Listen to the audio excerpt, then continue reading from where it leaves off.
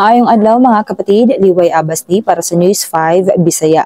Gikwestiyon ni ACT Teachers Representative Antonio Tinio ang hangyo ni Davao City Representative Pulong Duterte nga makakuha og travel clearance aron mobiyahe sa 17 ka nasod gikan December 15 hangtod February 20, 2026. Pangutana ni Tinio, Congressman ba kuno si Congressman Pulong o usa ka Miss Universe. Mato ni Tinio, gilauman sa publiko ug sa iyang mga kaubang mambabalaod ang taas nga kalidad sa serbisyo gikan kang Duterte. Busa ang ngayon lamang nga motambong kini sa mga sesyon sa Kongreso. Iyang giingon nga makamugna og duda ang panahon sa pagsumite sa maong hangyo kay na timing kini sa imbitasyon sa Independent Commission for Infrastructure nga motubag si Duterte sa ilang mga pangutana kabahin sa mga proyekto sa infrastruktura sa unang distrito sa Davao. Kipasabot Tinio nga ang virtual session sa plenaryo ginahimo lamang sa emergency circumstances ug dili kini mahimong ipuli sa aktual nga pag-apil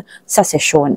Nanawagan pod siya kang House Speaker Bogie D nga dili aprobahan ang travel request nga posibleng makita sa publiko isip abuso ilabi na kay gisweldohan ang mga napiling opisyal ingon public servants. Ipakita sa Tinio nga dili maayo nga timailhan ang pagtugot sa personal nga biyahe sa usa ka representante kung adunay naka-schedule nga sesyon sa Kamara. Lakip sa destinasyon sa maong hangyo ang Hong Kong, Malaysia, United States, Australia, United Kingdom, the Netherlands, Germany, France, Belgium ug uban pang mga nasod. Kini sa mga atong update, magpadayon na sa pagbantay sa social media pages sa News 5 para sa uban pang mga balita ug update. Amping tangtanan.